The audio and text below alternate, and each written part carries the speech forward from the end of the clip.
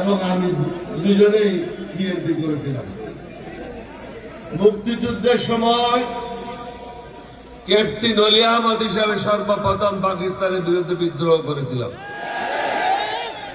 শহীদ রাষ্ট্রপতি জিয়াউর রহমান সওয়াত জাহাজ থেকে অস্ত্র খালাসের জন্য পর্যন্ত আমরা বিদ্রোহ করবো এই পরিকল্পনা চূড়ান্ত হয় নাই।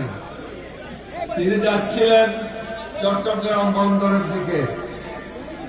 ইতিমধ্যে আমি যখন খবর পেলাম ঢাকাতে শুরু হয়ে গেছে গোলাগুলি, চট্টগ্রাম সেনানিবাসে গোলাগুলি শুরু হয়েছে, অষ্টম বেঙ্গল সেনাদেরকে নিয়ে আমি বিদ্রোহ করি এবং প্রেসিডেন্ট জিয়াকে দাওয়ানহাট নামক স্থান থেকে ফিরিয়ে নিয়ে আসি। অতঃপর আমরা কেন সেই জিনিস পাকি, কারণ আমাদের যে ন্যায্য অধিকার ছিল সে অধিকার থেকে আমাদেরকে বঞ্চিত করেছিল। বাংলাদেশের লোকজন বিদেশে যাওয়া খুবই কঠিন ছিল। এখন 1 কোটির উপরে বাংলাদেশের লোক বিদেশে আছেন। রাওয়ালপিন্ডিতে এমবেসি থাকলে আমাদের দেশের লোকেরা বিদেশে যেতে পারত না। আমাদের যে অর্থনীতি হয়েছিল সেই অর্থনীতি হতে পারত না। আজকে হাসিনা এবং তার দোসররা, কিছু দুর্নীতিবাজ ব্যবসায়ীরা 234 বিলিয়ন ডলার বাংলাদেশ থেকে পাচার করেছে।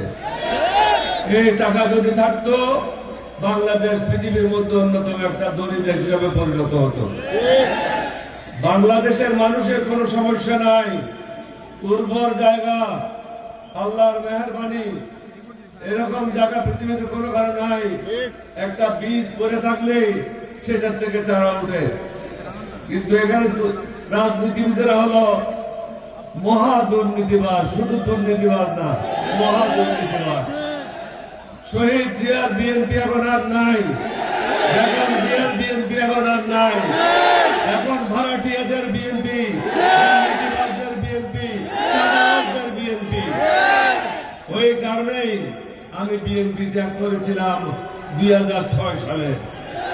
যদিও পরবর্তী পর্যায়ে বেগম জিয়ার অনুরোধে আমি তাদের সাথে আবার জোটে গিয়েছিলাম, কিন্তু দেখলাম বেগম জিয়া যখন অসুস্থ হয়ে যায় তারা আবার চাঁদাবাজিতে লিপ্ত হয়ে যায়।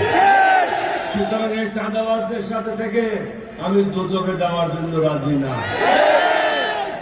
তার থেকেও বড় কথা হলো আজকে এই মাঠে বলে যায়, এই জাতি যদি সঠিক সিদ্ধান্ত না নেয় স্বাধীনতা বিপন্ন হবে। আমরা যুদ্ধ করেছিলাম স্বাধীন সার্বভৌম বাংলাদেশের জন্য।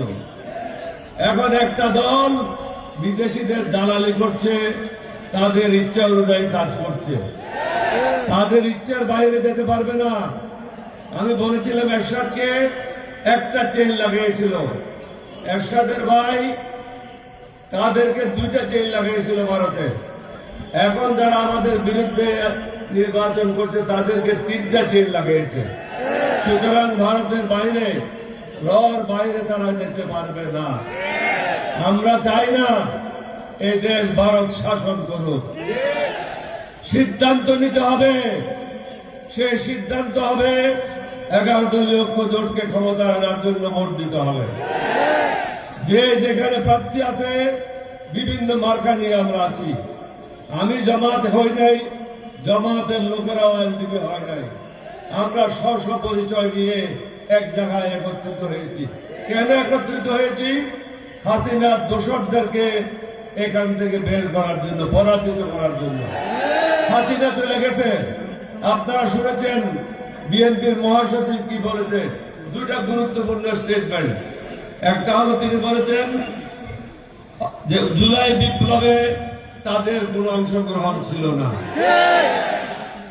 তাদের কোন ছাত্রদল যুবদলের ছেলে মৃত্যুবরণ করে নাই। আরেকটা গুরুত্বপূর্ণ কথা তিনি বলেছেন, আওয়ামী লীগের জেলা যারা আছে তার এলাকায় বা বাংলাদেশে তাদের বিরুদ্ধে কোনো মামলা করা হবে না। তাহলে আওয়ামী লীগের জায়গায় এখন কে কাজ করছে? বিএনপি কাজ করছে। তাহলে আপনাদেরকে বুঝতে হবে এই দেশ তারা বিক্রি করার জন্য পায়তারা করছে।